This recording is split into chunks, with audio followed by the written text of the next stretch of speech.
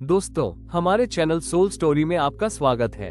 आज हम आपको एक कहानी सुनाने जा रहे हैं। कर्मों का फल जरूर मिलता है। दोस्तों, आपने सुना होगा, जैसे कर्म करोगे वैसा ही फल मिलेगा। ये सिर्फ एक कहावत नहीं, बल्कि जीवन की सच्चाई है। बहुत लोग सोचते हैं कि जो भी हम कर रहे हैं उसे कोई नहीं देख रहा, लेकिन दोस्तों, भगवान सब देखते हैं। एक कहावत भी है, जैसे कर्म करोगे वैसा ही काटोगे। इसका मतलब है कि अगर हम अच्छे कर्म करेंगे तो हमें अच्छे फल मिलेंगे। अगर बुरे कर्म करेंगे तो हमें बुरे अंजाम भुगतने पड़ेंगे। भगवान हमेशा इंसान के कर्मों का लेखा जोखा रखते हैं और समय आने पर हर व्यक्ति को उसके किए का फल मिलता ही है। चलिए दोस्तों, एक कहानी के माध्यम से इस बात को और अच्छी तरह समझते हैं। प्राचीन काल की बात है। मगध राज्य में एक धनी सेठ रहता था। नाम था सुधाकर। वो धनवान था, मगर अपने अहंकार और बुरे कर्मों के लिए कुख्यात था। उसके मन में दया, करुणा और परोपकार की भावना नहीं थी। वो अपने नौकरों से कठोरता से व्यवहार करता, गरीबों को अपमानित करता और व्यापार में एक दिन सेठ सुधाकर का सामना भगवान बुद्ध से हुआ। बुद्ध अपने शिष्यों के साथ एक गांव में रुके हुए थे। सुधाकर ने उनकी ख्याति सुनी थी, पर वो बुद्ध को केवल एक साधारण सन्यासी समझता था। वो बोला, हे भिक्षु, क्या सच में कर्मों का फल मिलता है?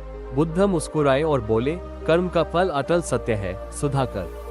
इसका प्रभाव तुरंत, कुछ समय बाद या अगले जन्म में मिलता है, लेकिन यह निश्चित रूप से फलित होता है। सुधाकर को इस पर विश्वास नहीं हुआ। उसने हंसते हुए कहा, यदि यह सत्य है तो मैं इतने वर्षों से लोगों को धोखा दे रहा हूँ, फिर भी मैं इतना समृद्ध और शक्तिशाली क्यों हूँ, जबकि कई ईमानदार और भले लोग निर्धन और दुखी रहते हैं। बुद्ध शांत स्वर में बोले, मैं तुम्हें एक कथा सुनाता हूँ। बहुत समय पहले एक नगर में एक परोपकारी व्यापारी रहता था। वो गरीबों की मदद करता, सच्चाई के मार्ग पर चलता और अपने व्यापार में ईमानदारी रखता। लेकिन उसका एक पड़ोसी क्रूर और स्वार्थी था, जो लोगों का शोषण करता और धन संचय करता। एक दिन दोनों का देहांत हुआ। परोपकारी व्यापारी अगले जन्म में एक धनी सेठ के रूप में जन्मा, क्योंकि उसके अच्छे कर्मों का फल अब उसे मिल रहा था। वहीं स्वार्थी और पापी पड़ोसी अगले जन्म में एक गरीब और बीमार व्यक्ति के रूप में जन्मा। इसका अर्थ यह है कि आज जो तुम भोग रहे हो वो तुम्हारे पिछले जन्म के कर्मों का परिणाम है, और जो तुम आज करोगे उसका फल तुम्हें भविष्य में मिलेगा। बुद्ध ने समझाया। सुधाकर ने हंसते हुए कहा, अगर ऐसा है तो मैं अपने कर्मों को बदलकर देखूंगा। अगर कुछ बदला तो मैं तुम्हारी बात मान लूंगा। बुद्ध मुस्कुराए और बोले, सुधाकर, क्या तुम सच में अपने कर्मों को बदलने के लिए तैयार हो? हाँ, सुधाकर ने चुनौतीपूर्ण स्वर में कहा।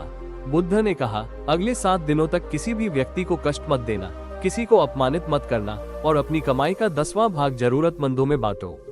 7 दिनों के बाद मुझसे मिलना। सुधाकर को ये चुनौती कठिन लगी, लेकिन उसने स्वीकार कर लिया। सुधाकर ने पहला दिन जैसे तैसे निकाल लिया। उसने अपने नौकरों पर गुस्सा नहीं किया, किसी को धोखा नहीं दिया और मंदिर में कुछ दान भी किया। धीरे धीरे उसे एक अजीब शांति का अनुभव होने लगा।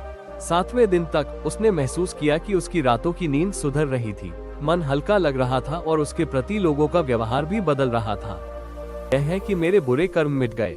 बुद्ध मुस्कुराए और बोले, जैसे एक जहरीला वृक्ष यदि सींचा न जाए तो धीरे धीरे सूख जाता है, वैसे ही बुरे कर्म अच्छे कर्मों से धीरे धीरे दब जाते हैं। लेकिन ये ध्यान रखना कि कर्मों का फल निश्चित होता है। यदि तुम सच में अपने जीवन को सुधारना चाहते हो तो इसे पूरे जीवन का नियम बना लो, न कि केवल 7 दिनों का। सुधाकर ने बुद्ध के चरणों में सिर झुका दिया। वो समझ गया कि कर्मों का फल अटल है, लेकिन अपने वर्तमान कर्मों को सुधारकर वो भविष्य को संवार सकता है। इसके बाद सुधाकर ने अपने जीवन को पूरी तरह बदल दिया। उसने व्यापार में ईमानदारी अपनाई, नौकरों से प्रेम पूर्वक व्यवहार किया और गरीबों की सहायता करने लगा।